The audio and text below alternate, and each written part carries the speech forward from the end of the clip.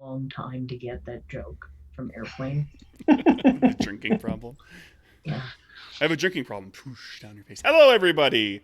Um, Here we are. We are back for the beginning of the end, sort of. Everybody in the group here on Capers the Chicago Way has bumped their characters up to level 5, which is as high as this game goes, at least in this rendition of the game. So they've all got their uh, powers or traits or new trem gear or whatever it is they decided to grab.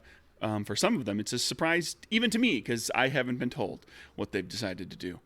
So let's see. Welcome back, everybody. Hello, players. What happened last time? Owen wasn't here. Ollie was around. We went ahead and handled him, just kind of being in the background. Ollie's whole thing last time around, Owen, and for everybody else, was he was kind of thrown by the fact that he had had that cuff put on him, and that had severed his link to the Almighty.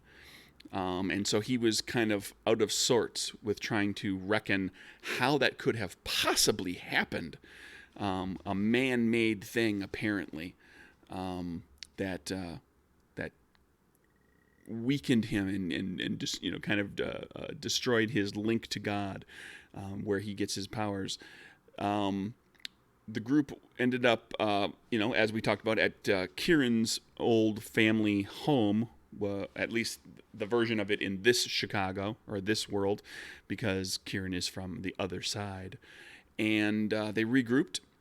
There was back and forth about what to do. They ended up going in with no car because that was all back in Chicago. They ended up walking into town of this little town. And found a diner to have get something to eat, and a general store to stock up on some general supplies so that they could figure out be ready to go for whatever's to come. And then there was also a very small used car sales lot that had a few cars on it for sale. The group, let's see what went to the diner. There was some chit chat. People who were there remind me if I miss out on anything. But the big takeaway was they started talking about needing a car, and that is when Chris, who interjected himself into the conversation that the ladies were having. That would be honest, Bobby Bell. Who is a bit of a slimy used car salesman. Yeah, a little bit. Quite literally kind of slimy, actually, because he does have powers that cause him to be a little slimy and a little stinky. And as we learned over the course of the last episode, he's rather self-conscious about it. Yeah. And they went to arrange to get a car. There was basically Bobby and June, Rose, had their had a little bit of back and forth trying to figure out how we were going to mesh this disparate, interesting new character. There were some words exchanged. There was some violence exchanged, where I think it ultimately resulted in Bobby melting Rose's gun, not her fancy trem gear fire gun, but her regular old pistol, with acid that came out of his hands, and the altercation was only kept under control by the return of Satroka, who came in, settled everything down, played the level head like she has many times in the past, because everybody else around her is either a hothead that acts impulsively or Ollie. And although Ollie acts impulsively, but he's not a hothead. He's usually just reacting to what's going on around him. Ultimately, I think what would you say, Chris? What was the honest Bobby Bell got himself involved with the group because because they have powers like him. And he's never met anybody like that, and they seem to be living a rather exciting life. And he's tired of being a used car salesman in a little podunk town on the outskirts of Chicago. So they roped him into getting involved in whatever they're doing. And technically, when it comes right down to it, he doesn't really know much. Now, Chris knows quite a lot about what's going on, but we'll all trust him to play ignorant with Bobby, because Bobby's just kind of like, hey, look at this. We got people with powers, and you guys are like gangsters or something, like criminals. That's exciting. So that's where we are at. The group is it's still in that little town. And you now have a used car, and you have stocked up on supplies, and you've gone back to the house and gotten Ollie, and you're ready to rock and roll. So what's the haps? What's the plan? What you doing?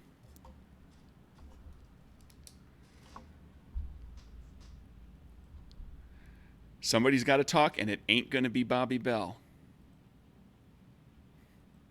Your planner is currently in Chicago. Oh, you did discover with him real quick that Bobby was he was at St. Lawrence Hospital, and now some time passes. We'll keep it real vague. Like there's some amount of time that passes, but he's recovering, and because he's a superpowered person, he's recovering rather quickly, and he's being transferred into the custody of the feds. He's going to end up in the federal building, which is in downtown Chicago.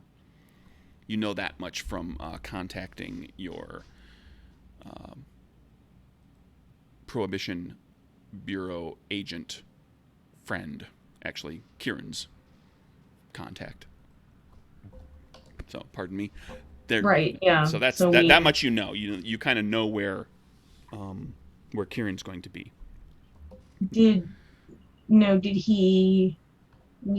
I had mentioned something about trying to get a message to him.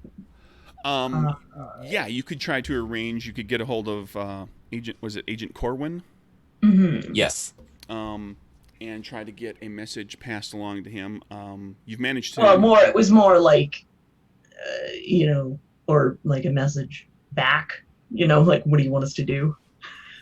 Kind of a thing. Oh, you want to see what you want to try to actually get a response from Kieran?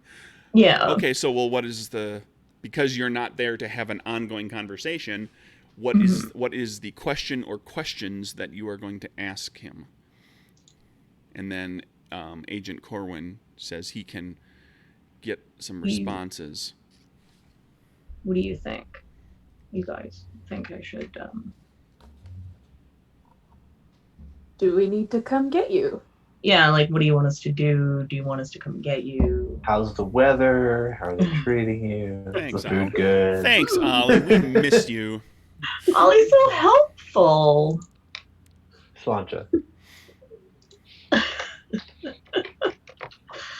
Yeah, I guess that's just kind of, like, does he have a plan for it? Like, what does he want us to do? Okay. And any requests for us to do, I guess.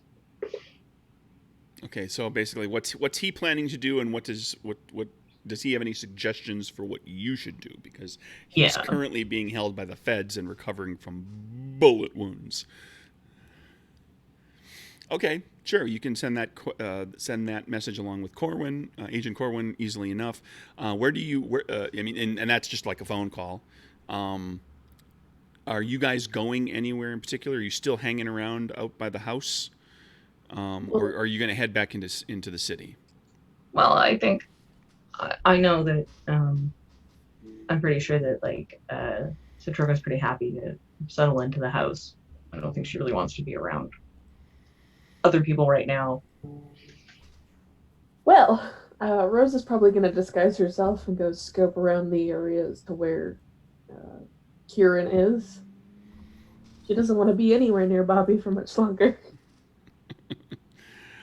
So you want to go just take a drive around downtown Chicago to try to get a sense of the situation with the federal building in case you need to get in and out? Or, I mean, you're talking about Kieran, right? Okay, so does anybody want to go with her? Ollie will drive the car. He's not going to let her go into town alone. Okay. I'll insist he get disguised, though. Bobby would want to go.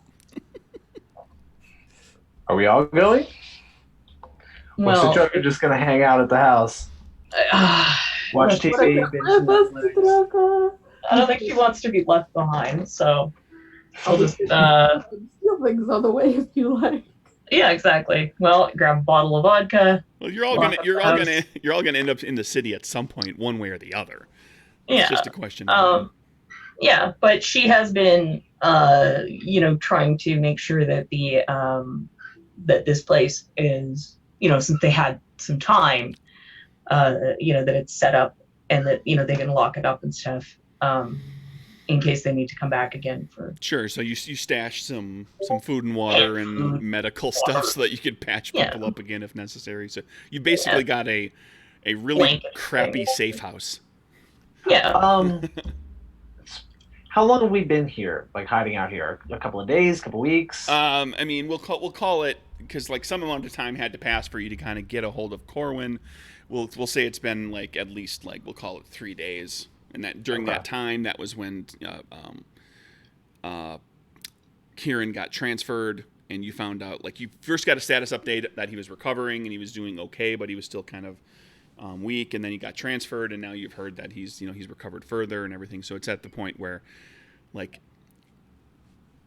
you can't know for sure without actually getting like a doctor or a nurse to report on it or being there in the room with him. But it sounds like Kieran may be mobile at this point. I would say over the past few days, Ollie's been kind of obsessively fixing things and like cleaning up and making it kind of a livable situation, just because like to keep his mind busy and to have something to do, because he was kind of thrown from this whole thing. So it's actually starting to be in pretty good shape at this point, as much as you can be in a couple of days. Yeah. Yeah. Other than the fact that it still looks very run down and dilapidated, but well, yeah, but sure. But what was there has been tidied up and cleaned up and fixed up and everything. Okay. I think Satroko was doing much the same, and just scrubbing everything clean. And whatever. Okay. And if Ollie wouldn't talk about it, then that would make her even grumpier. And then she would have to go and clean more things. Where do you want Corwin to call you back, given that you're looking at being back in the city? So you can place a call. You can get him to go talk to Kieran, but he needs to be able to get back to you. Oh, and you know that the boarding house and the speakeasy are shut down. How about we give him the name of the priest at the church in the neighborhood that Ollie tends to go to, and he can check in with the priest. Father Leo. That's the one. Okay.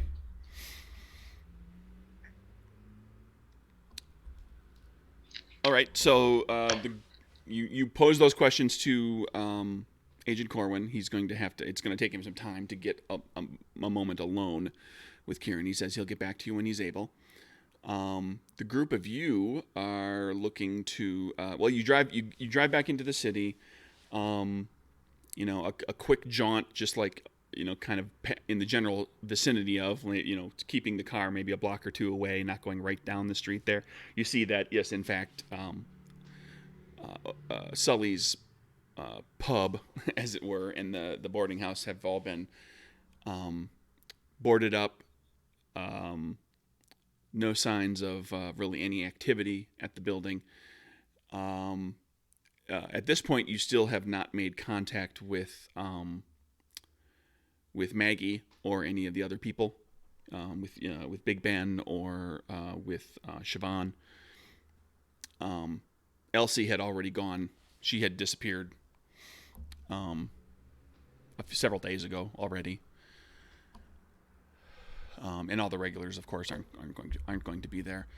You take a drive down to downtown, and the federal building is a big, massive masonry building, 14 stories, Um, I imagine, other than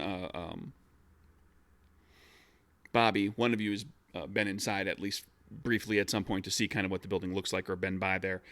It's one of those. It's got like it's almost kind of it's very official. It's got like big columns, fluted columns out in front that are like 3 stories tall with a big pediment on top of it. And you walk in, and then like the entryway is a big double height space with actually like with frescoes painted into the plaster ceiling, and there's a balcony that runs up around the upper edge with columns, colonnade that kind of holds all that up, and then stairs and elevators, of course. And the building houses, it's a fairly self-sufficient federal station, basically, where it houses a lot of offices that are essentially pencil pushers and paper pushers, but those members of the Bureau of Prohibition who are stationed in town, Agent Elliot and so forth, the Untouchables, call this building home. Corwin as well, of course, a variety of other people, in representatives of large, more important federal departments have offices here. And there's a motor pool with actually with a repair bay. There's a couple of restaurants. There's no living accommodations, but it's a pretty nice place. And there's a proper an actual kind of like it's a mini police station. It's basically the federal agency. Law enforcement agency police station there. So there's holding cells and an armory, and then there are 3 federal courthouses or courtrooms. So that's the basic rundown of what's in the building. You get to kind of tooling around in your car, and you see that it's pretty busy. There's a lot of people coming in and out.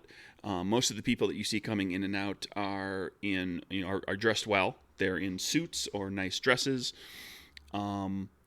There's you don't see any criminal element or anybody in cuffs or being escorted that's kind of coming in and out the front doors. But when you circle around the back, you see that there's a spot where you can actually drive into the back at the lower level, where you see squad cars that are coming in and going. So there's actually a way to drop people off that's more secure. That's kind of partially enclosed within the building. So if there's any prisoners that are being taken in and out of there, and that there's there could potentially be people that are brought in for trial.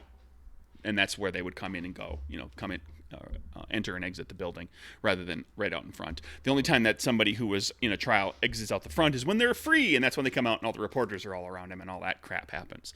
So that's the basic layout of the building that you've discerned from the outside and from kind of what you've heard about the building. You haven't actually gone in.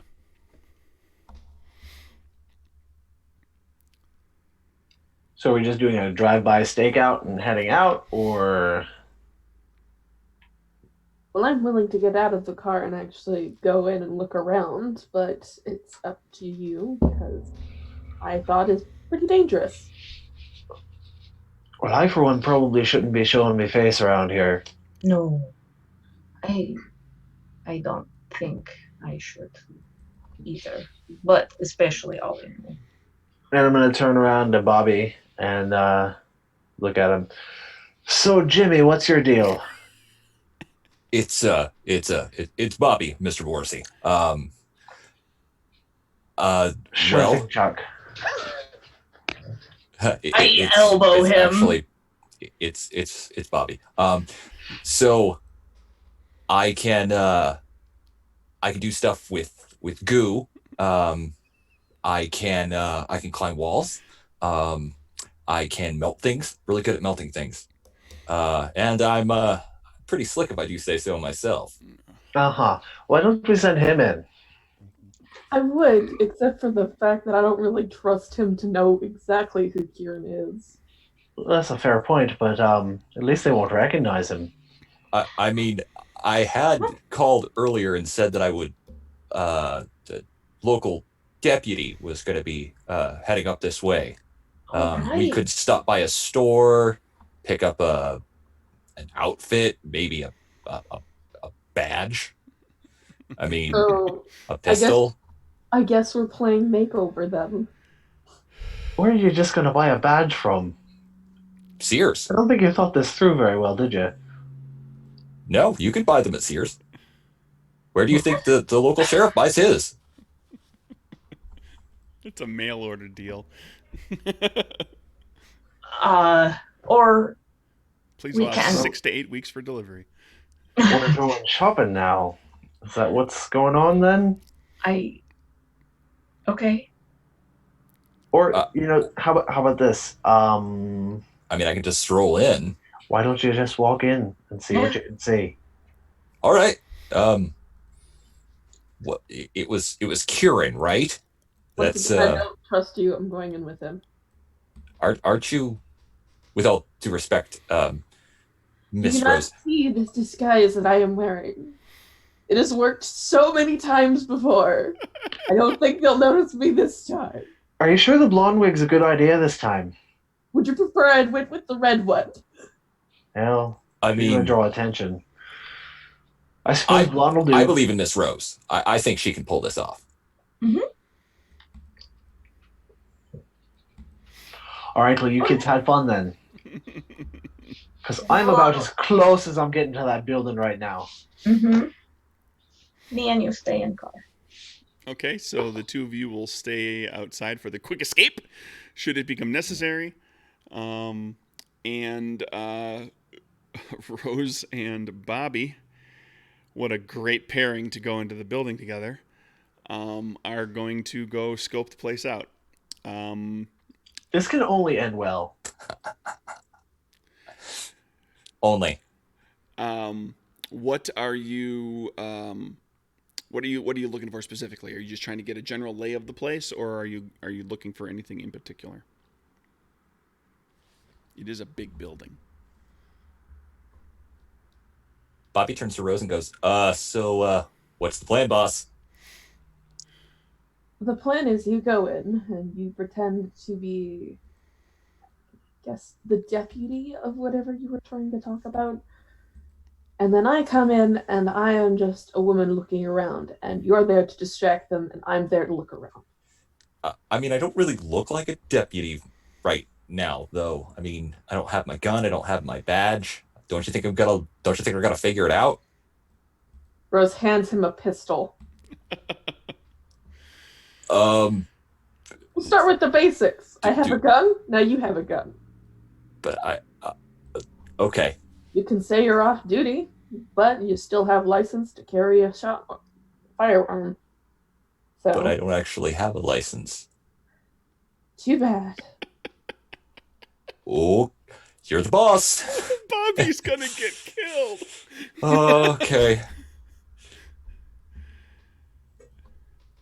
Clearly, this is some sort of hazing technique that these gangsters use. So they're gonna send you in to just gotta prove my stuff. They don't let just anybody in. As they're walking toward the building, Ollie's going to turn over to Satroka and said, "Bet you $20 he gets pinched." I really hope. He's not so bad. He stands out kind of like a sore thumb, though, doesn't he? Yes, but he's very normal person. Besides power, is normal person, and so is person we need. We are all weird. Is that the Russian definition of normal?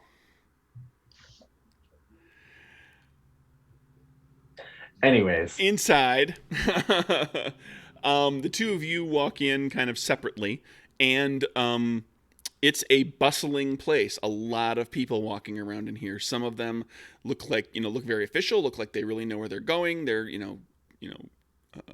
making a beeline for a particular location. Others, there's small groups of people that are chit-chatting in the open public space, kind of out here in the front, the big open tall space. And you basically just kind of blend into, excuse me, blend into the crowd at this point. There's not a security checkpoint or anything like that when you first walk in, because it's not 2019 and you don't immediately walk through metal detectors when you enter a federal building. Though you would expect that there would be security checkpoints at certain places, like at the holding cells and the motor pool and armory and all that sort of thing. But a lot of people are just going to come in and go to whatever office they're there to talk to somebody from. Okay. I'm gonna immediately look around for the area to the holding cells. Okay, so you spend a little time walking around the big open public space. Eventually, you find a directory and map that points you, like, it's like you can see there's like this first it's and there's maps of like the first, second, and third floors, and it delineates very specific things, like here's these couple of restaurants, and here's there's actually a barber shop inside of here, and there's a variety of offices, and there's there's a reception, like clerk kind of information desk, like right down here on the first floor as well. And then there's on the second and third floor, there continues to be all of these things. They're all very specifically pointed out. However, at the back of the building, on the first, second, and third floor, there's like chunks of area that are like, it's just a big area that doesn't show you corridors, that doesn't show you how many rooms or what their layout or anything is, and it just says authorized personnel only. And it's all on the first, second, and third floors.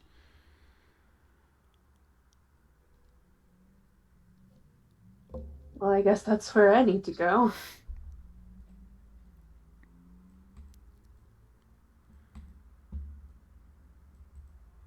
And Bobby, you come, nonchalantly, not talking to each other, but you see this as well. She's kind of Okay. she's studying the. There's big sections of the building that say authorized personnel only. Okay.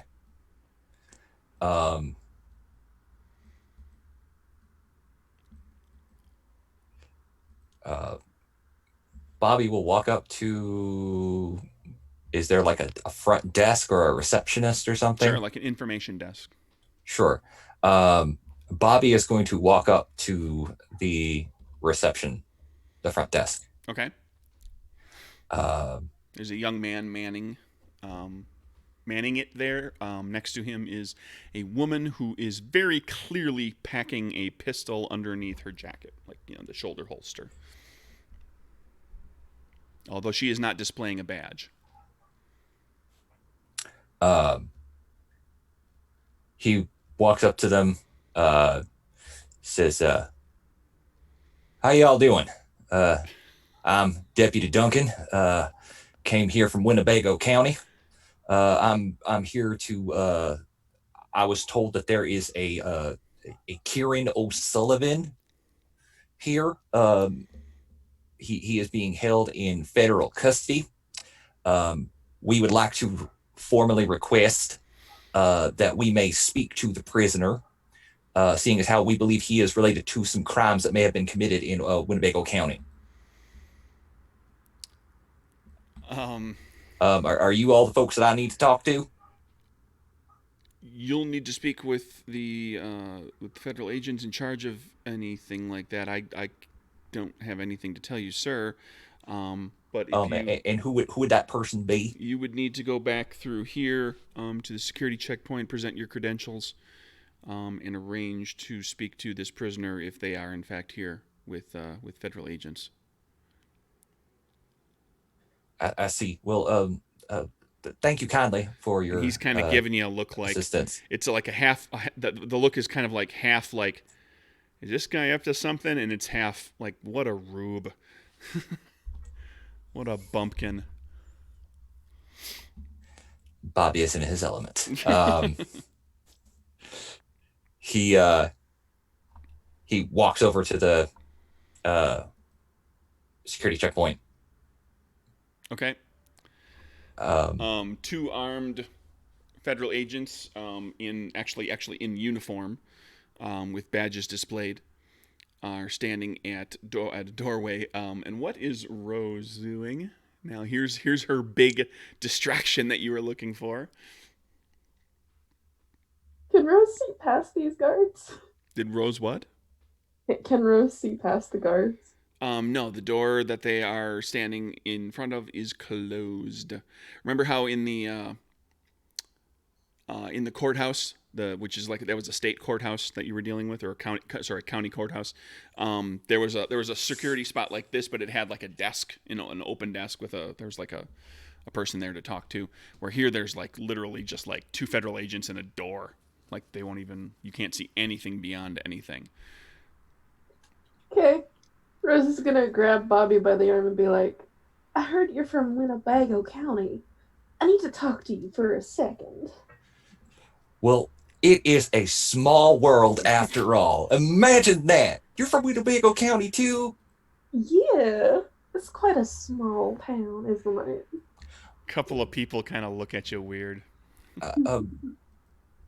Do you mind if we talk outside for a moment? Of course, miss. Make it quick, though. I'm here on official business. Of course. Very important.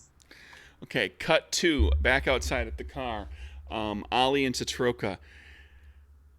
Once again, you both get the feeling that you're being watched. We get the feeling we're being watched. It's just like the hair on the back of your neck just kind of starts to prick up, and you look around and you don't see, there's like nobody staring at you, nobody making any overt gestures toward you, nobody like moving toward you in any suspicious way quickly or anything like that. But it's just this odd feeling that somebody. Ollie starts the car and slowly starts driving around the block and just keeping an eye out to see if anybody follows him. As you drive, let's do this. Let's get perception sense checks from both of you. Okay. Ollie, do yours at disadvantage because you're occupied with driving. So I get one pull. Yeah, it's downtown Chicago in the middle of the day, so you got to keep an eye on things. I got an ace of hearts, so I think I'm okay. I got a jack of hearts. I'm gonna leave it at that. Okay, you just take a circle around the building, around the block, and you don't notice anybody in particular who looks to be apparently following you or watching you, but the entire drive around, you still get the feeling that someone or something is watching you.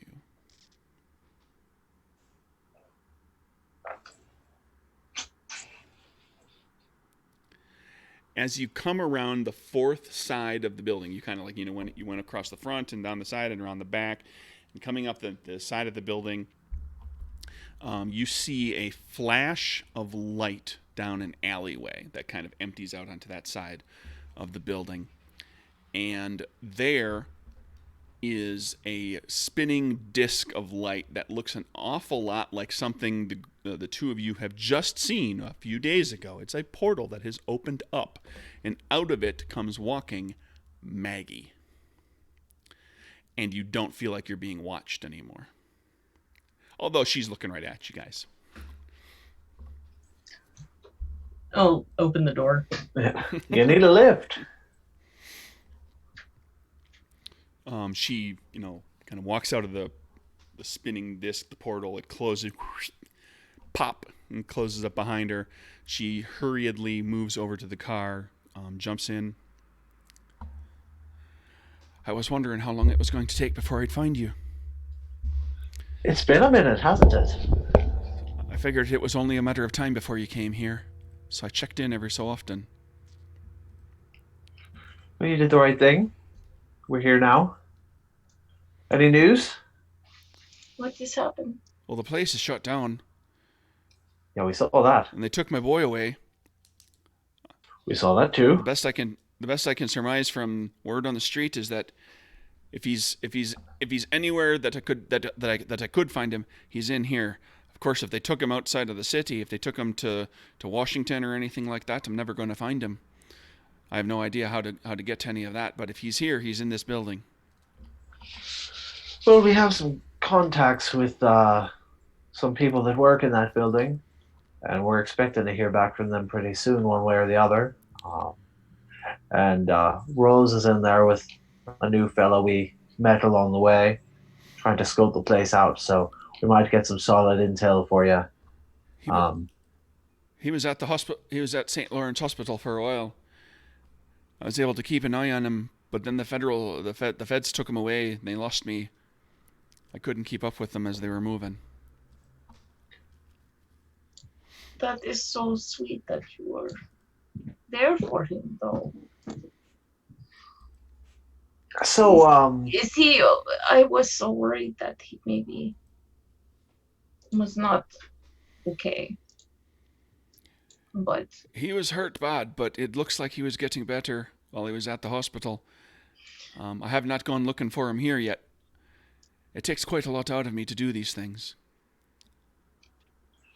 I imagine. Quick question though. That little portal of yours there that Karen can do too. Can you just pop that wherever you please? It takes some concentration and it takes a bit of time, but I can. So if we find out where his cell is, you can just pop it in there and he waltzes right out. That's possible. There's no telling who else is around though. Well, I mean, that's what we're for. I cannot control who walks through it. So, in other words, be prepared. Aye. All right. Well, in the meantime, I think we need information. Back to the building. What are the two? Rose, where are you leading Deputy Duncan to? I'm leading this deputy outside the building so we can have a proper discussion about what the fuck he was just trying to do. Is everything okay? You look upset. Are you upset? I smack him in the back of the head. Yeah, I'm upset. Ow! Is everything okay? You look upset. I know upset when I look at it, and you look upset. Miss Rose, you didn't have to hit me. Oh, yeah, totally. I didn't have to hit you. You were watching. You needed a distraction. I was creating a distraction. Great, except I couldn't see past said gate you were making a distraction upon. So therefore, there's no reason for you to create said distraction if I can't get there. But if you had waited, 30 seconds until I engaged the guards in conversation, I probably could have kept them tied up enough to where you could have snuck past. How? It's a gate. By there talking are guards. To them. I'm sure they're looking. By talking to them. You want me to walk up to guards, but put my arm around their shoulder? Miss Rose. You let me. You've talked to me. You've seen me at work. When I want all eyes on me, all eyes are on me.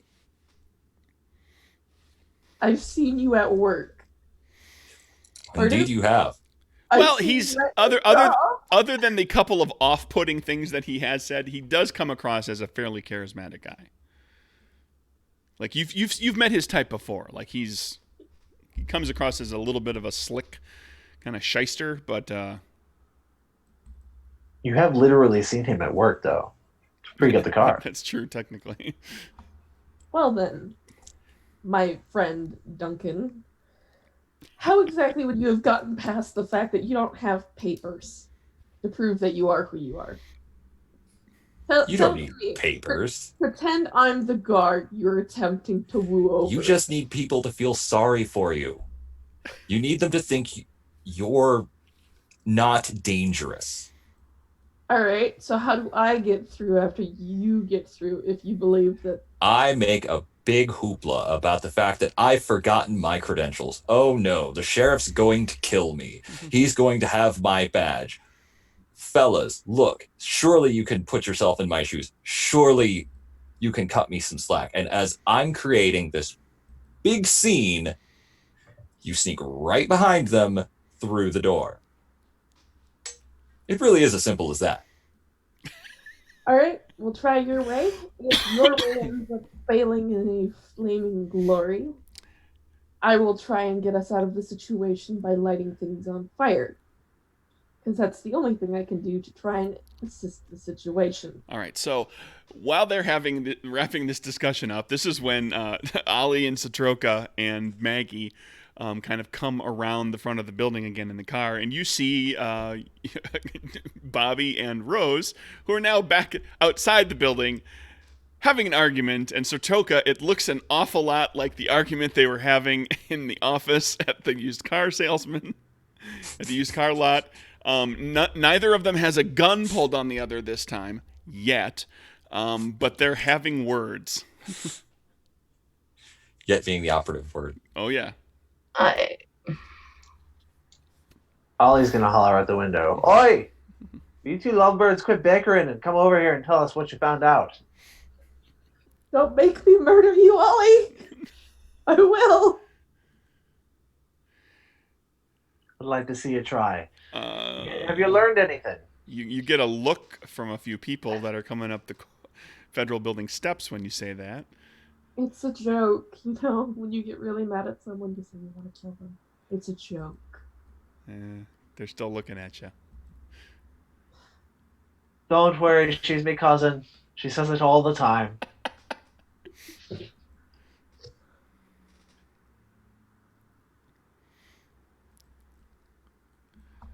guess I'll make my way over to the car. Okay, everybody's back together at the car unless Bobby's gonna run off and do something. Okay, so you're all back there, Maggie, with Maggie. Look who we picked up. We found a stray. Hi, Maggie.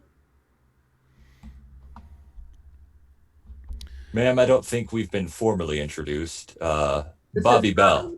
Enchanté. He is currently pretending to be Detective Duncan. That's Deputy Duncan. They both start with D. It doesn't really matter. That's right. We picked Ricky up here back in the farm town we were at. It's Bobby, actually. Ollie, you be nice to him. What? I haven't said anything mean. So I'll pinch you. Maggie says, so he's going to help get my boy back? That's the idea, anyways. He's kind and wants to help. Does she do things like we all do? Really? In fact, she does things that Kieran does. Well, what does Kieran do? About the same as what Maggie does. Be careful around this one, Jimbo. She'll turn you inside out if you make a wrong move. Whatever you say, Mr. Morrissey. Are you talking about me or Maggie? Yes? All right. So, what did you learn? We didn't learn much. We learned that there are certain parts of the building that are restricted to authorized personnel only, and before I was able to try to create a distraction or move forward, I choked. I choked, and Miss Rose had to bail me out. Oh. Okay. All right, Okay. so plan A is out then, isn't it? Well, it's okay because it's hard to pretend to be officer. I just got really nervous. It doesn't happen that often, but I smack Bobby in the back. Don't lie. What?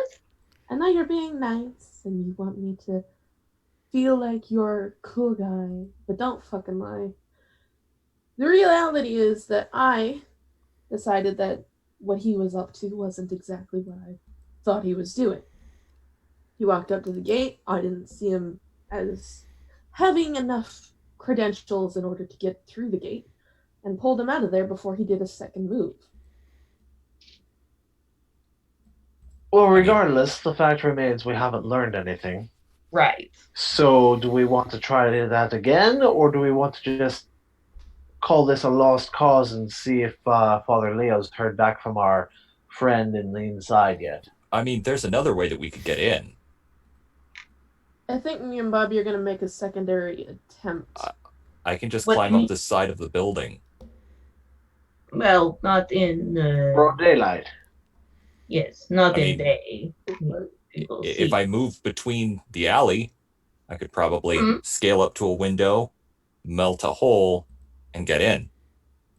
As long as I act like I'm supposed to be there, no one's probably going to question me. I'll have already moved past the security checkpoints.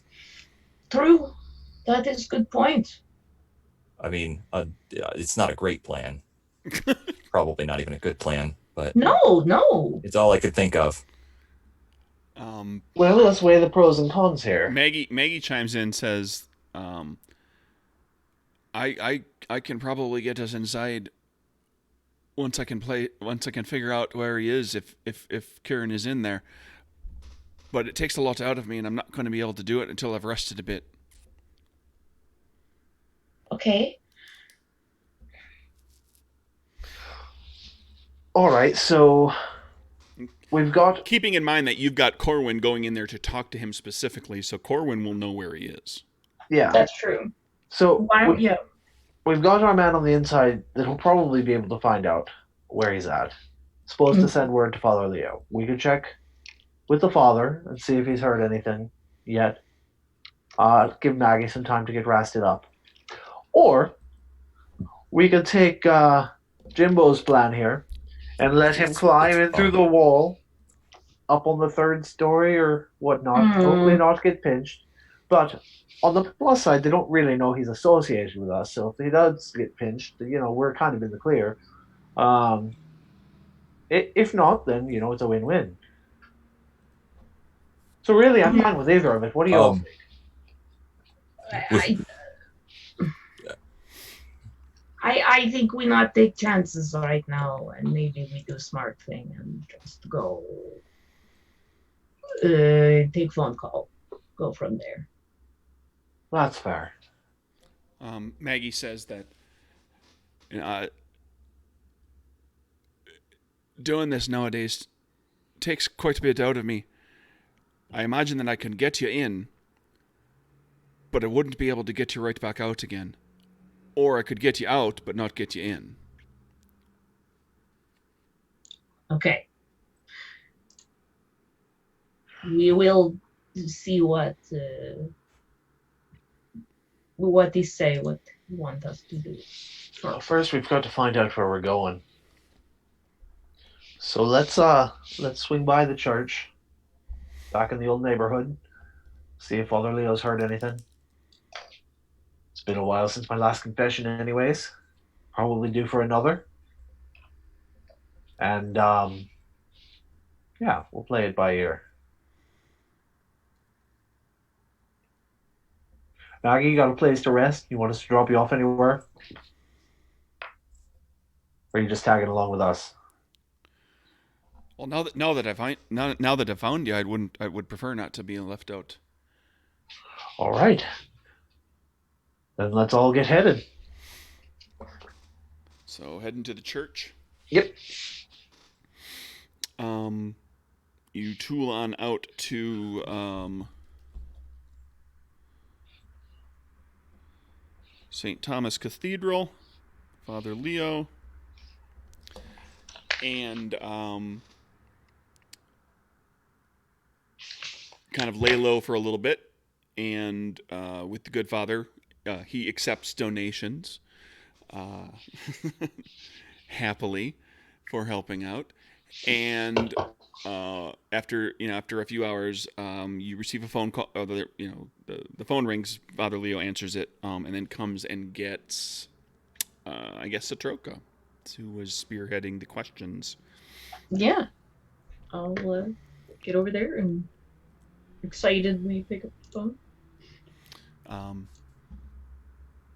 What was Corwin's? You pick up the phone, you listen, and you just hear a voice that says, "It's me." Hello. What is message? Your fella is on the 7th floor. He's being kept under guard in a room that's marked storage. It's an interior room. There's no windows. I was only able to speak to him through the door, through the opened door, cracked open. So I didn't get a good look to see if he seems to be all right. He doesn't sound weak. I got the distinct impression that there's somebody else in there with him, but nobody, though there was nobody speaking or moving that I could hear.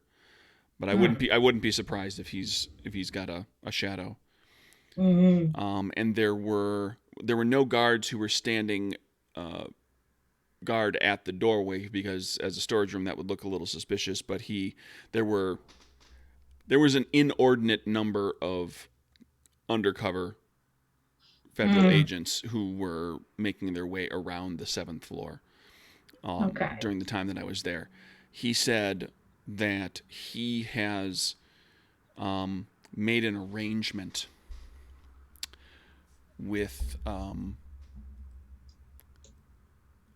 an agent without, this is again the reason why I thought perhaps he wasn't being completely forthright with me. He couldn't say a great deal because he was talking to there may have been somebody else in there, but he said that the arrangement that he made with the federal agent that he talked to earlier is acceptable. He considers it to be in full effect, and he's ready to help with the Capone situation as soon as possible.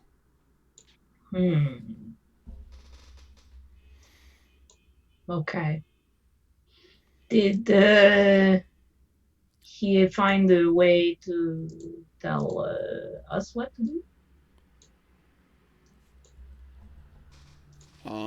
He said he was looking forward to getting out of that room. He felt cooped up. Okay. But again, that sounds like something that you could say easily if someone else was listening, without him saying, "Get me the hell out of here." Okay.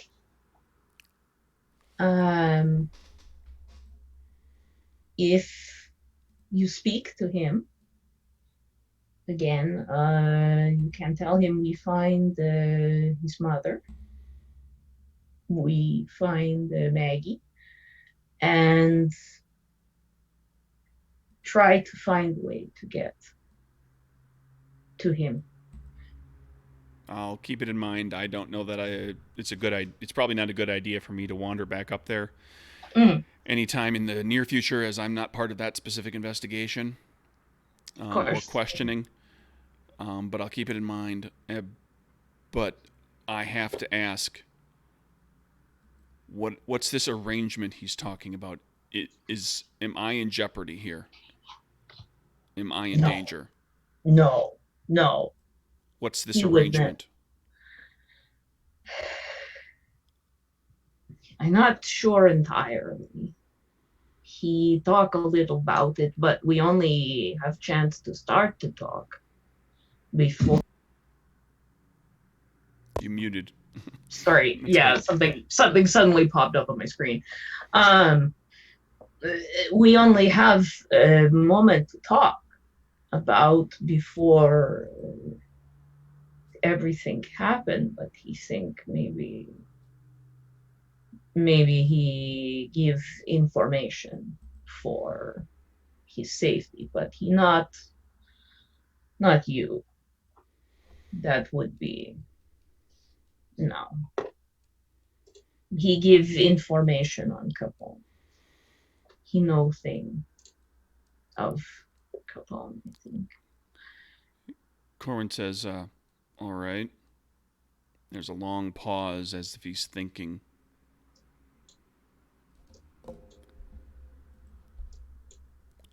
Don't try contacting me until I contact you again. And he hangs up.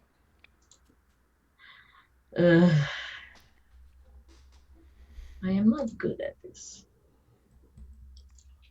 So, what do you say?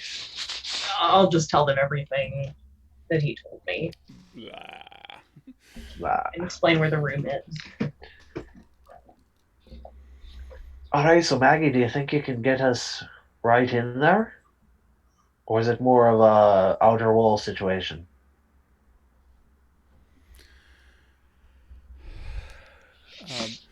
Once I'm feeling up to it again, I could take a look around and I could now that I know that he's on the seventh floor, I could look about and I could find him and I could get us into that room or get you into that room. Well, How long does this door of yours stay open? Just a few moments. Well, if you can get us in, we can find our way out. Do you think we need some dynamite? no. Oh, really? We have a living, breathing thing of acid here. Why would we need dynamite? You mean Larry? Yes, him. Ollie, What? stop teasing. That's his name, isn't it? She smacks him. It's Ow! It's Bob. He know what your name is. He teasing you. He being pain in the ass for no reason.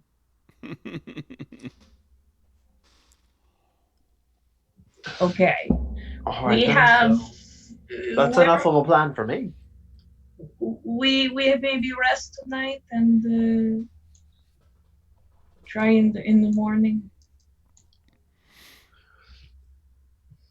because Maggie need sleep. Yeah, that's probably a good idea. Works for me. All right. Unless any of you has anything in particular your characters want to do overnight. Yeah, I wanted to bug Ollie. You feel better? It's good to be back in town. Making some progress. Good to be in the house of the Lord. Once again. I'm feeling a little better, yeah. It's. I don't like seeing you like that. So sad. More confused. Maybe a little guilty. Bother me. It make me want to do anything to make you better.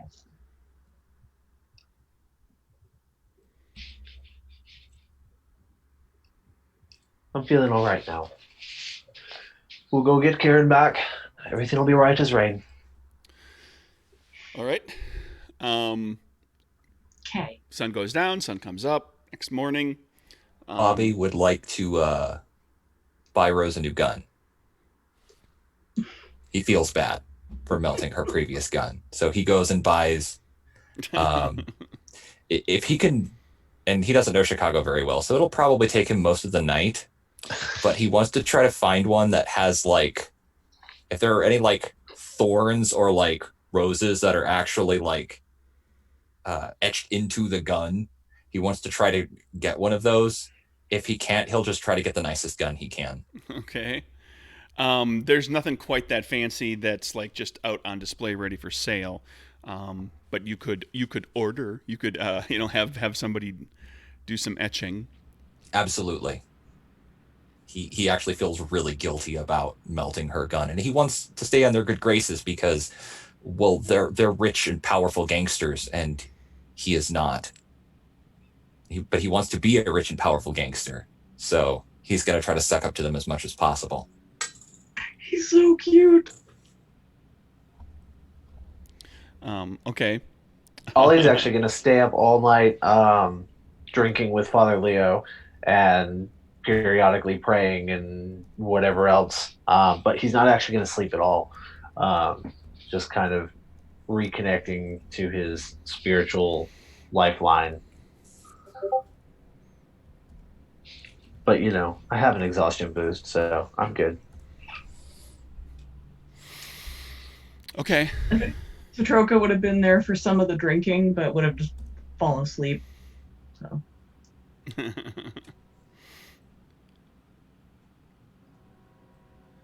Oh, here comes the train, everybody. Okay, so you get yourself another gun. Everybody kind of gets ready for the day. Are you looking at going? Maggie says that she's feeling. I'm feeling up to it. I think I could take care of this. I could get you in there. Are you looking to do to go during the day, or what's the plan? You've given Maggie enough time, but now you also have, you don't have to go this very moment, is what I'm saying. What are you planning to do? How about we go in the evening when most people tend to go on their lunch break? Lunch is in the middle of the day, right? Yes. So it's not really the evening, is it? I'm sorry, I meant afternoon. So you're hoping that the place will clear out a little bit if you go at lunchtime. Bobby suggests, he's like, why don't we wait until the game's on? The ball game is playing, they're all going to be huddled around the radios, right? I mean, that's what guys do. Of course. It's very, very hard to get the attention. There could be. Want Ollie to be stuck watching the game. Well, first I'm gonna ask Bobby for a moxie to spend on deciding that there's a baseball game today, or a football. Well, that was his suggestion. He doesn't know if there's a game today or not. Okay. Well, if you want there to be one, you can. Sure. We'll have him spend a moxie to say there's a game on today. Okay. One of the ones on the table. The ones that are off the table are Kieran's that are waiting for him. Yep. Bobby will spend a moxie so that there can be a game on today. Okay, so this evening. Well, wait a minute. Does that mean I have to miss the game?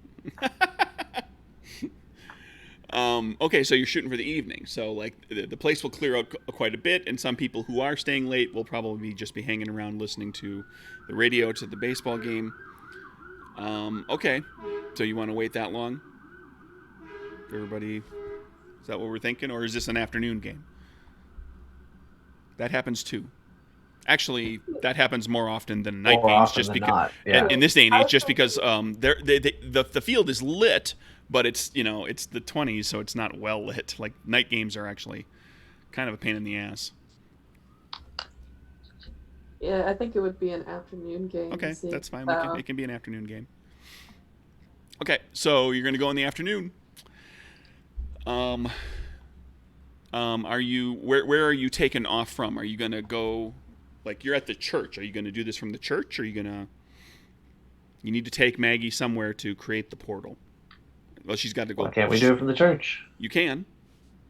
Just do it from the church. Yeah, I imagine the church has a basement, a hall, sure, sort of back area, whatever, which is where we can crash and stuff. So okay, yeah, just here. All right, you all go there with Maggie. Maggie spends. She kind of. She stands very still, and says, looks to the group of you. Are you ready to go then? Yep. Let's do it. She stands still. She closes her eyes. She concentrates for a good long while. As she's kind of got her eyes closed and she's silent and concentrating, her hands, she's like, it's almost, she's moving her arms and her hands as if she's like kind of reaching out, and she's slightly turning her body a little bit, and she's slowly kind of moving around. And from the point of view of the camera, to explain so that viewers and all of you really kind of understand this too, she has the ability that Kieran has, but she can also like project herself and look around. And so she's doing that right now, and she's searching around the 7th floor, and eventually she, without opening her eyes, she says, I found him. There's 2 men in the room with him.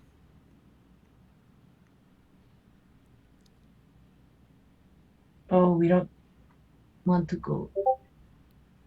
They will freak out if we all appear in there, don't you think? Ollie slaps a magazine into his Tommy gun. Let's No. get moving. No shooting. Rose puts on metal gauntlets that no one's seen before. Ugh, Oh, good lord. I know. Yeah, let's do this. This is gonna be so much fun. No violence. You not remember if we go in there and fight. I didn't say I was going to start shooting. Just in case things go south. You always got to be prepared. All The right. Boy Scouts say. Isn't your boss trying to work with the feds? Yes. So wouldn't hurting them be a bad idea? Yes. Someone understand. Well, these aren't for hurting people. It's just in case shit gets south. Well, this is for hurting people. Last time I had a run-in with the feds, it didn't go so well. So I'd like to be prepared, if you please. All right. But don't start. Maggie says, "Children, are we ready?" Yep. Yes. As we'll ever be. Ready for what? She falls silent again for quite a little while, for about a minute, as a matter of fact. And at that point, a pinpoint of light appears in the air, and it grows and it circles out. It gets larger, gets to be around roughly man-sized pretty quickly, and you look through it and you see into this room that has been made up to be like, it looks like a little hotel, like a little cheap motel room. It's got a bed and some a little nightstand next to it, and there's some basic furniture, and there's Kieran, who's sitting on a chair, and he sees this happening, and his mouth kind of drops open.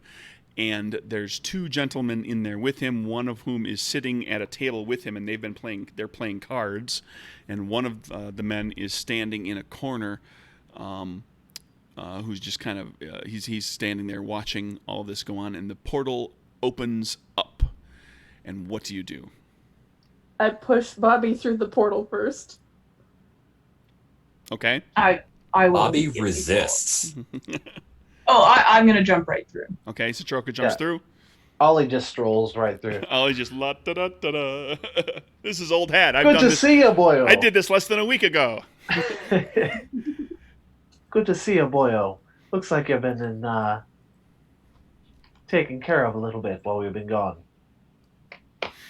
Totally ignoring the guards. Okay, obviously. so the other two, Rose, Bobby's resisting. Bobby's never seen a hole open up in reality. It's a little intimidating for him. He's a little scared. Rose is going to turn around back towards the portal and put her hands on, like, it's okay. Come on, we'll do this together. Okay. Really Maggie simple. says, "You've got to go through. You've got to go through." Okay. I'm just. He kind of tentatively takes Rose's hands. All right, I I'm picture gonna grab Bobby his hand sweating straight, ears, pull like it in. slamming his way Oh, in. he is sweating profusely at this point. His hands are really sticky. Gross. Well, since she's now stuck to his hands. Well, Rose is not- pulling it in.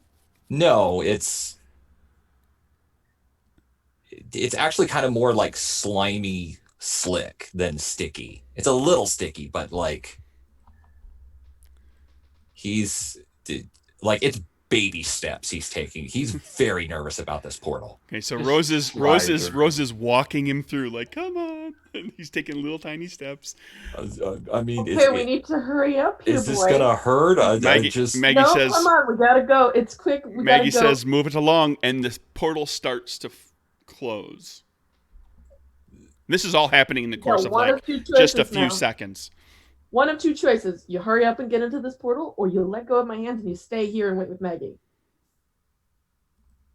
he lets go of your hands. Okay, goodbye. The portal closes. As it closes, he pulls out his gun and turns to Maggie and smiles. The portal is shut. Chris, you're playing Kieran again. What did you just get my mother into?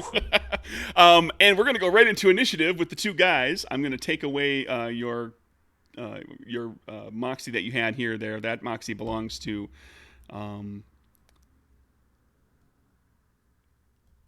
Bobby, and so Kieran's back with his 3 moxie, and I need an initiative check from everybody. All right. You've got 2 agents in the room here with you. What do we add to initiative again? Add your 1 card and add your agility score +1 if you have the sense.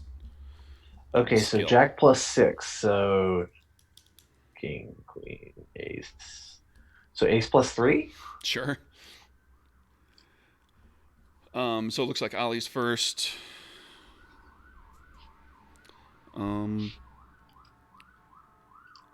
Satroka, what are you looking at? 9 + 3. So Queen, you're tied with me, so you go first. Agents, I'm guessing Kieran. You've got what? Maybe a Jack. 10. 10. And then Rose. All right, Ollie. All of this happens in the course of like basically 1 round of action sequence. The 2 fellas in here, the 2 agents in here, are they both start fumbling for their pistols. They both have pistols with shoulder holsters, but they weren't prepared for this at all, so they're kind of fumbling to get those out. And it's Ollie's turn. I've already got my Tommy gun out and kind of at the ready as I was walking through. I am going to activate my dodge boost just in case things go south, and I'm just going to point at them threateningly with the gun. I would not. I would take your hands off those if I were you. Okay, why don't you give me a big fat kind of intimidation kind of check? That's like a charisma. Are you gonna? Well, diplomacy or deception, whatever seems appropriate for you. I'm guessing I don't have either, you don't have so it either doesn't one, really so it's matter. always a straight deception check for you, or a straight charisma check. Straight charisma? Yep. Oh, not that one. All right, spending a moxie. Come on, I've got the big gun. They've got nothing drawn. Yeah, but they're also Big. and 4s in a row. Wow, and I considered giving you advantage for a moment, but then I realized they're federal agents. 3 4s in a row, and I land on the clubs. You have, and you landed on the clubs. Do you want to moxie out of that botch? Yes. otherwise, those clubs would have been a botch. Although the botch would get you a moxie. You know what? If you want to eat the botch. I couldn't have drawn the 3rd card because I was down 1 for having a boost up. Oh, you had a boost up. So I would have been with the moxie. I would have been on the 4 of hearts. Okay, so, yeah. They don't seem to be too impressed by you. Satroka. Please, we mean no harm. We only come for talking. Satroka, you see that Kieran has a cuff on his wrist. It's a black metal cuff. Kieran, you have no access to your powers right now. Mm-hmm. I will look at Kieran's cuff and look at Kieran and give him like a you want me to do something about that kind of a look.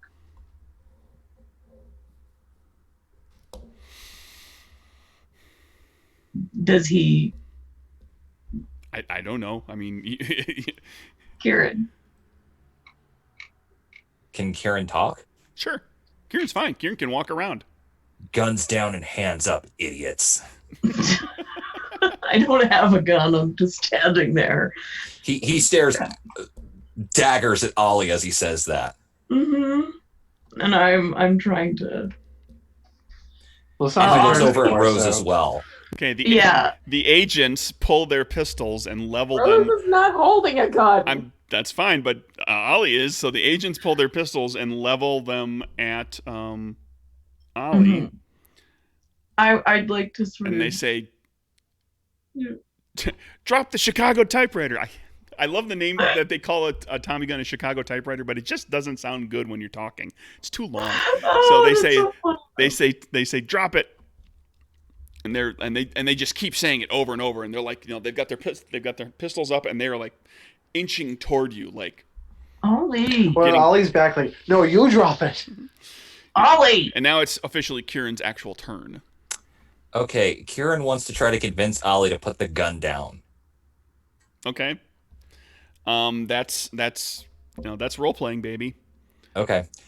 Ollie, I am trying to get all of you immunity for your past crimes. However, I can't do that if you fill full of lead these federal agents. So put the gun down now. I haven't filled anyone full of lead yet, and they're pointing guns at me now too. And it's because you walked in with a Tommy gun, you idiot. And it's Rose's turn. That's a whole round for you. Rose. Well, Your gauntlets. Sitting there with your my lovely fancy gloves. Hi, Kieran. I am not holding a gun, as you can see. Also, what type of, I don't know, bad things have I done that I would need immunity for? I can understand from Ollie's point of view, but me? I give her that look like you really have to ask that question. Yes, I do. Because unless these guys have something on me that you're not telling me, then there is... I just make this motion. So, they have something on that would cause me to be thrown into jail? You did kill a man in Maggie's bar. That was an accident, and I didn't think we were telling the cops that now. Rose, I've told them everything. Ollie's turn. He's gonna stop pointing the gun at them. He's still holding onto it. He says, all right, I'll put it down, but you're not putting any of those cuffs on me.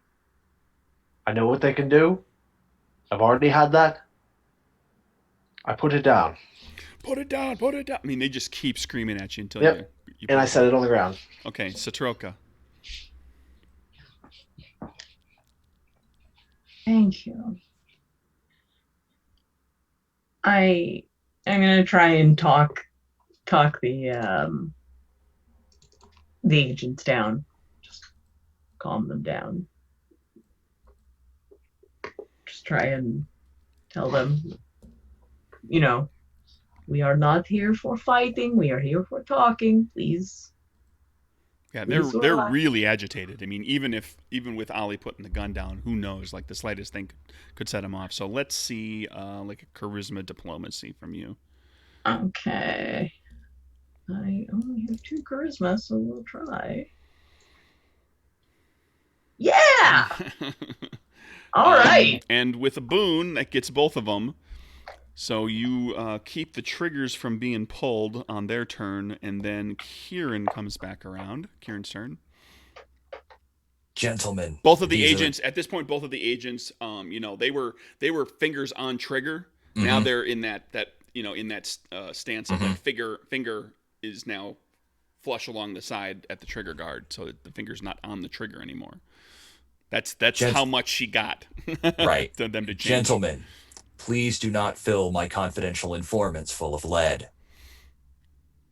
They're the ones I was talking about earlier.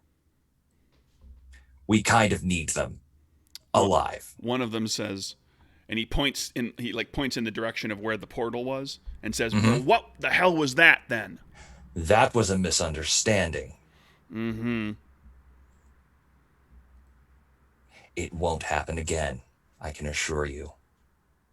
We're all here to cooperate. So we're just going to sit in this room then, are we?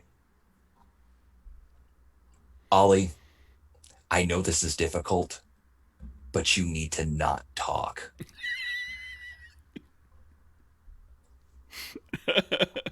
All right. At this point, everything kind of diffuses. We kind of we'll drop it out of combat. I was just going to wait to see if bullets started flying before Kieran got a chance to say anything.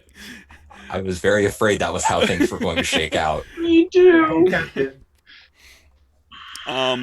Okay, so it's the five of you with two federal agents now who are keeping their guns out, but they're, fingers at the side, not on triggers. Um, and they say,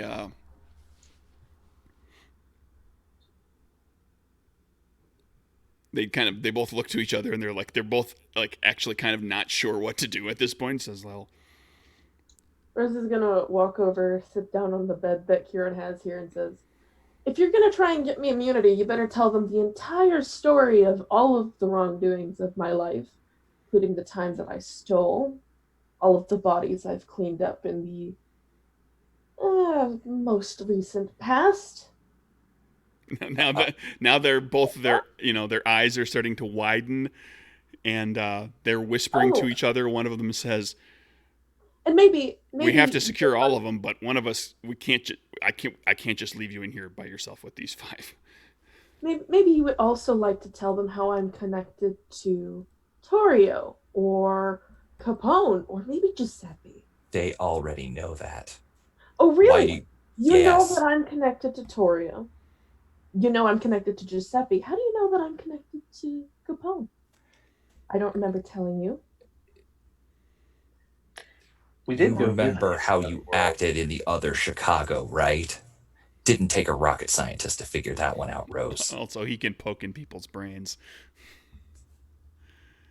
Also, but we don't know that he did that.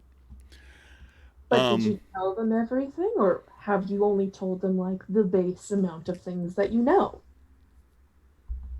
the agreement was very specific. I wasn't allowed to hold anything back. And also, I needed to tell them about your various connections in order to get you the deal that I was able to secure for all of you. One of the agents goes over to the door, cracks it open, and yells into the corridor, "Get Agent Elliot in here now!" And you hear footsteps outside.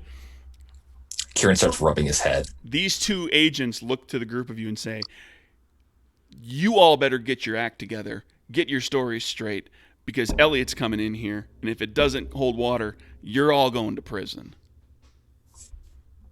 First and foremost, if any of you are armed, please disarm yourselves now. Right now. Ollie reaches into his coat pocket, pulls out a flask. Would you like one, officer? Rose disarms herself. They just look at you. Again, Kieran just puts his... Ollie, what did I say about talking? You're talking plenty. It sounds like you've been talking plenty. I have. He just kind of stares at you. Trying to make it so you can walk down the street. Which is something you can't do right now, can you? No, you can't. Yeah, reminding everybody here, Ollie is an escaped prisoner right now. He was in a jail cell at the precinct. Not me. Well, other Ollie. Yeah, but they don't know that. All they know is they had you in there, and then one day you disappeared. Rose disarms herself of her knife and brass knuckles.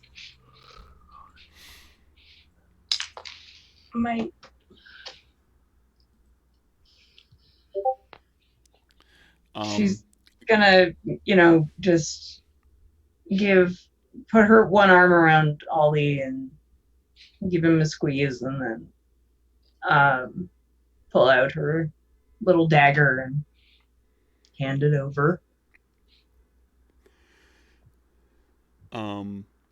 The two agents place themselves over next to the door, one on either side of the door. They've both got their pistols out, but they're down, not holstered, but down, and they're keeping an eye on the group of you.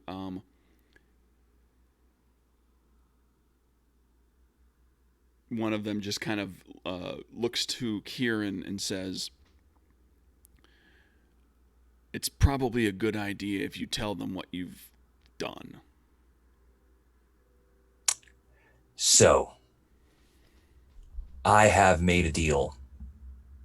I have been talking to Agent Elliott of the, well, she's with the federal government. Bureau of Prohibition. Bureau of Prohibition, yeah. And I have secured an immunity deal for all of you.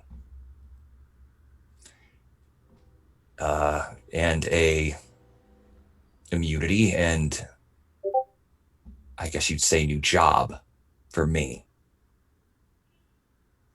Now, this didn't come free. It came with lots of stipulations. First and foremost, we have to tell them everything we know about Capone. Everything. And that's not all. We also have to set up a meeting. We have to bring as many of the big players to the table as we can so that they can be arrested. And then we have to testify.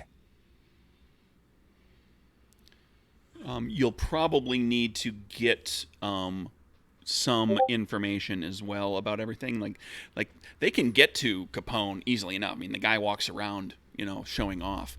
Right. But they need actual inside information of actual dealings. So it would be a question of, can you basically entrap people? Can you find witnesses who actually know something that are willing to flip? Can you prove basically any of the things that Capone is rumored to have done? That includes, income from illegal operations, being, putting up the hits on anybody, ordering any thefts, ordering bombings or fires or anything, any illegal anything. If he's actually been the one who, because that all becomes, if he didn't do it, it becomes conspiracy. It's conspiracy to commit grand theft larceny, conspiracy to commit theft, conspiracy to, and enough of those charges stacked up would take him off the street for a good long while. We have to hand them Capone on a silver platter. We have to give them enough evidence, witnesses, whatever they need to put him away for a very long time. And I know for some of you, that may be a little difficult. If you're about to look at me, I'm going to hurt you. But we didn't have much of a choice. One of the things that came up too, Kieran, just as a reminder too, was regarding Rose, is Capone's relationship with Torrio. Rose has a tighter bond, a tighter relationship with Torrio than with Capone, certainly.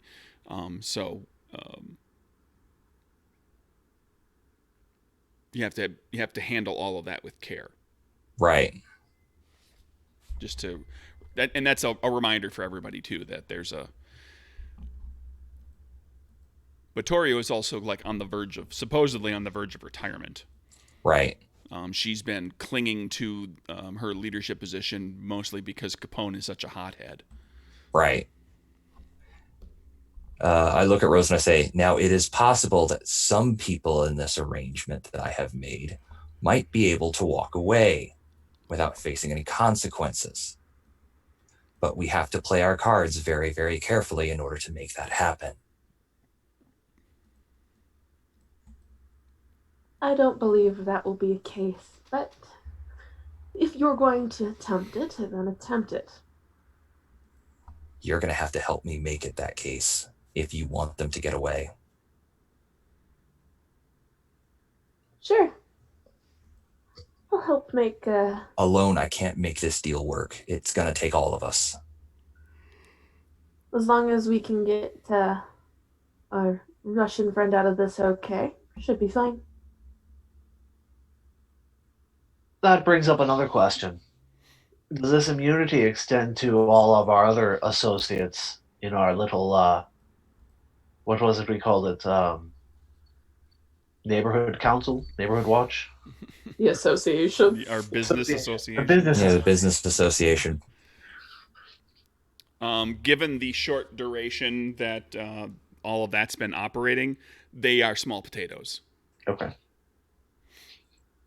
You know, They're looking to fry the big fish. You're reasonably certain that the feds will use giving them immunity or just looking the other way on your other, co-conspirators, that they're going to leverage that, like in order to get as much as they possibly can out of you, they're going to slowly give into things like their immunity for you, helping to make sure that the stevedores and the Russians and everything don't get in trouble, and making sure Torrio can walk and making sure Giuseppe can walk if that's what you want.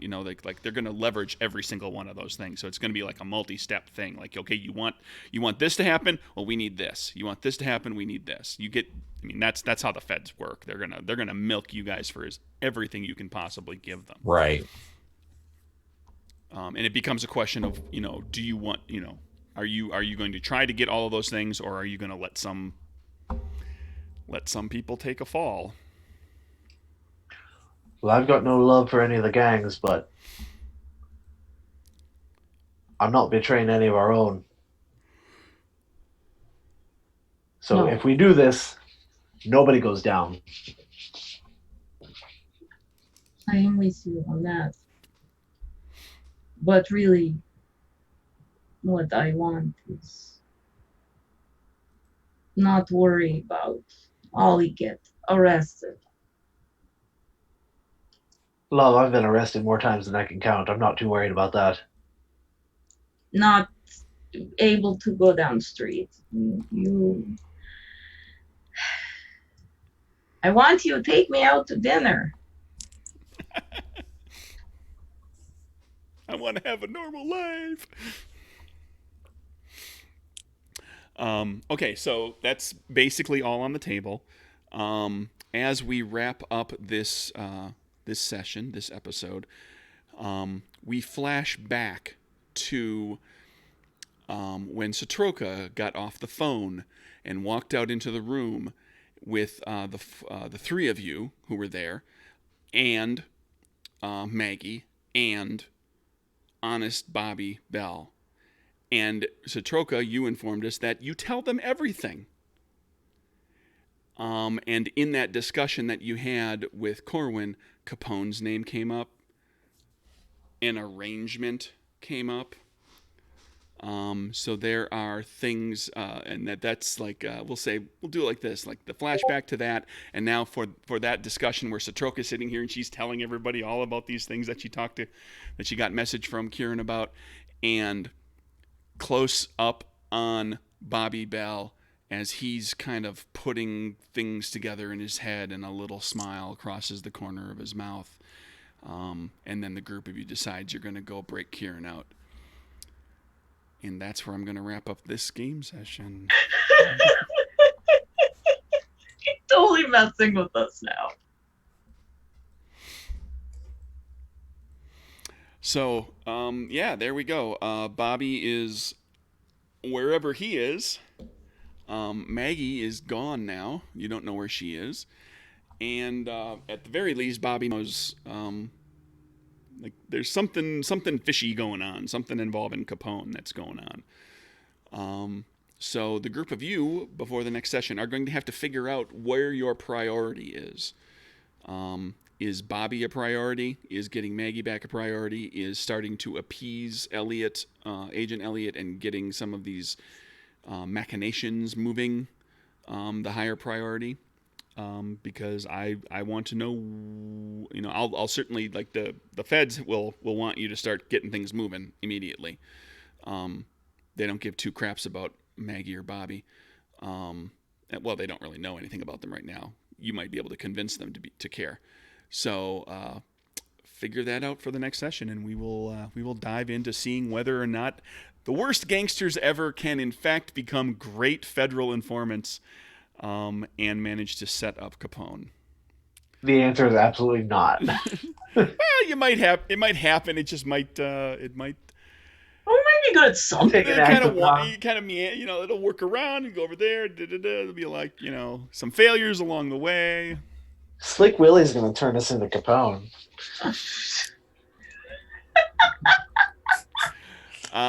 So that's the game, everybody. So Thank you for true. joining us. We're gonna wrap it up here. All right. Bye bye, everybody.